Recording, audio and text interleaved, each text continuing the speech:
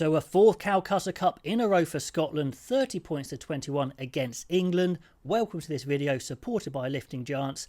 I think Scotland deserved this win, but it was a messy game. England had their chances, but too many mistakes. And for Scotland, a very special performance by the cybernetic organism from the future, that is Duan van der Merwe. So welcome to this video supported by Lifting Giants. Let's look at some of the key themes in this game. Now in the first half, both teams came to play, tried to move the ball round a lot, which Scotland always do. And this is new for England, but I have to say the conditions didn't help it. It was very greasy. Both sides changed their tactics in the second half, but I think they persisted for too long, especially England in that first half, and made far too many mistakes. Anyway, early on, the England scrum is creaking in their first set play, but they actually execute the backline move perfectly. Ford and Daly wrap round from deep. They're the extra runners. Lawrence holds and Furbank injects the pace and flies over. A perfectly executed move. Scotland didn't defend it too badly. They just got held inside slightly too long and Jones can't get out to Furbank. So a perfect start for England, 0-7. And that is the sort of try that England have been crying out for. We haven't seen a set-piece try for ages like that from the back. So fair play to England there. And in this first 10 minutes, the momentum is definitely with England. George Ford came up with a couple of big defensive plays in this game, dislodging the ball from Staines' hand on 7 minutes.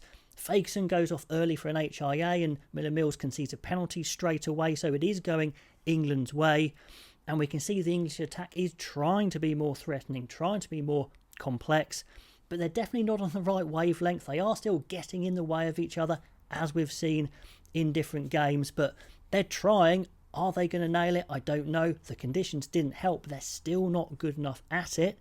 Scotland, early in the first half, are equally as messy though, so it's fast but a scrappy game. Now, we wondered how Scotland would attack England's blitz defence. At the moment, they're trying to go around it, but they're not doing enough to get around it. Are they going to move to the kick game? They do a little bit, but not overly.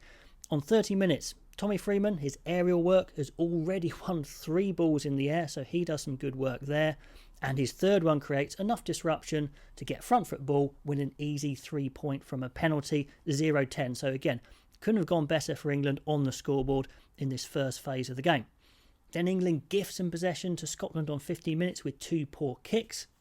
The last one from Kerr straight out on the full. But the English line out putting a bit of good pressure on the Scottish, but the Scottish put good pressure on the English in this game in the line out as well. So a bit of a mess in the line out.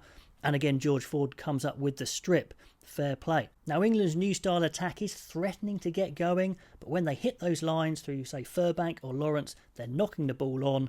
And in the past, when I watch Ollie Lawrence say for the under-20s, his habit is to look where he's going and not at the ball, so he's got to get that right. Didn't have the best game today, didn't really maximise his talent. So on 19 minutes, it's Scotland's turn for a first phase attack because neither side can get the multi-phase going. A brilliant move it looks like, with Tuipulotu popping through Hugh Jones on a massive gap and Van der Merwe with a typical powerful finish.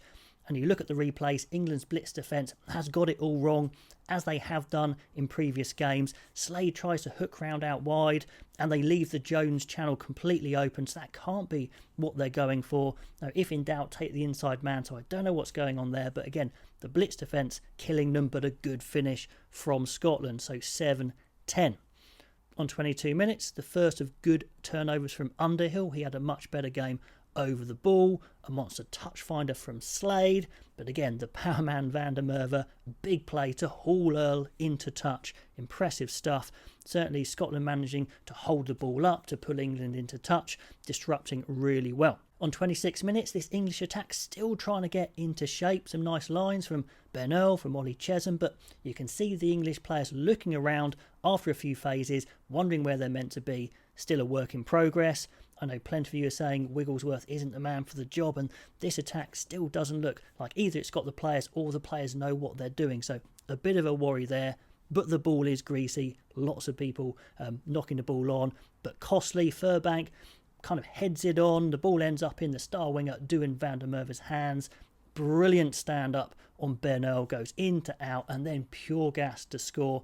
What a winger's try. 14 points to 10. Scotland take the lead and they never give it back. And then Van der Merwe, he's on a mission. He hacks on ahead and might score again, but Ford just gets his foot in the way. So Van der Merwe, just an absolute machine.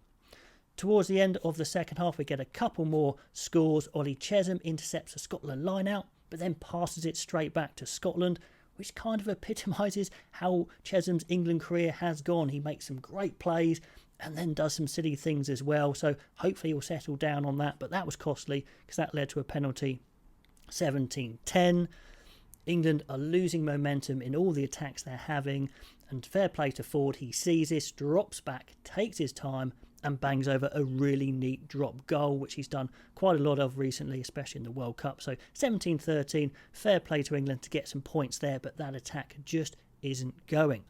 I'll make a note on half-time saying I really don't like both sides' tactics trying to pop the ball around in clearly greasy conditions, and they'd benefit from going shorter to the skies more, and that is exactly what they do at half-time. So the coaches must have realised that, but you've got to think maybe the starting tactics were a little bit off from England because they don't normally play that way, trying to force it a bit too much. And just a word for our sponsor, Lifting Giants, who have designed these scientifically tested lifting blocks, fully reusable, fit your hand. RugbyAnalyst 10 for 10% off those, link in the description below. Into the second half, Tuipulotu's off.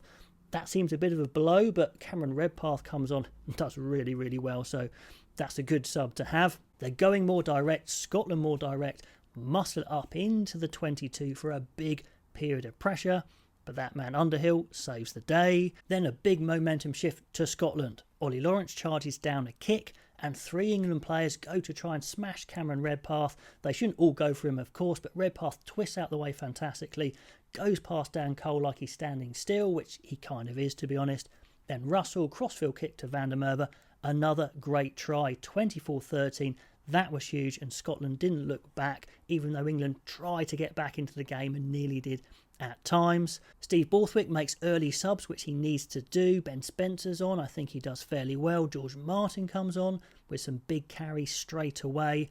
They go for less passes and more pace onto the ball, which I think they should have done to start with, really. Win a penalty, 24-16, so only 8 points in it. Genge comes under some scrutiny and he does tuck his shoulder in on a clear out, but he's kind of clearing out his own player, so he gets away with that one. Then a horror catch attempt from George Martin gifts Scotland a scrum deep in the English 22, and Van der Merwe nearly makes a difference again, but England survive, and it's definitely next score is vital, the old adage. Then a massive touch kick from Russell. Dempsey hits one big line, and that's enough for a nice soft penalty from Ben Earl being offside, 27-16. Yep, England, they're going more direct for sure, but the kicking game from England is being fielded so well from Scotland. They're not getting any joy in this second half, and that was a big factor, I think. The England forward carries are fairly effective, but then Will Stewart has the ball ripped off him fairly embarrassingly, which has happened before for Will Stewart. Finn Smith does get 20 minutes and I think does fairly well, tries to change the game, immediately bashes a 40-metre clearance kick, and he has got a boot on him for sure, and he makes it some decent plays as well, especially with Faye-Wabusu on the pitch as well. England are threatening to break through, but Scotland coming up with big plays. Ben Earl makes a half bust, but Miller Mills a tackle and a jackal. Great play for the penalty, 30 points to 16. A 14-point lead is looking very formidable. Then Emmanuel Faye-Wabusu does a Van der Merwe, shows why, in my opinion, he should be starting for England. Comes from an unsighted position around the ruck, bursts onto the ball with so much power and pace, flies over.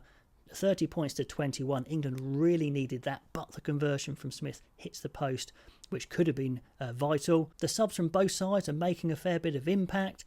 England trying to get back into the game, but just too many mistakes. On 70 minutes, it epitomises it. 3 mistakes, one after another. A big maul turnover from a Toje as he can't get to ground in a good position.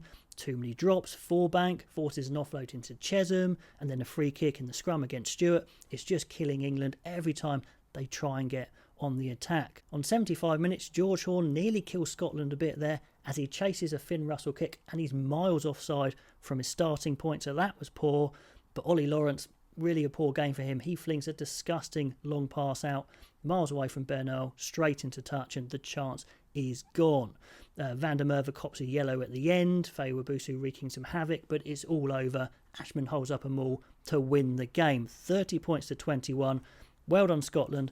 They are better than England. England, I think they got their tactics wrong in the first half. I think there's things they can change. The blitz defence, is good sometimes. It kills them sometimes.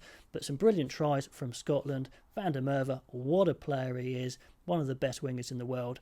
Pop all the comments below on that game, and I'll catch you next time.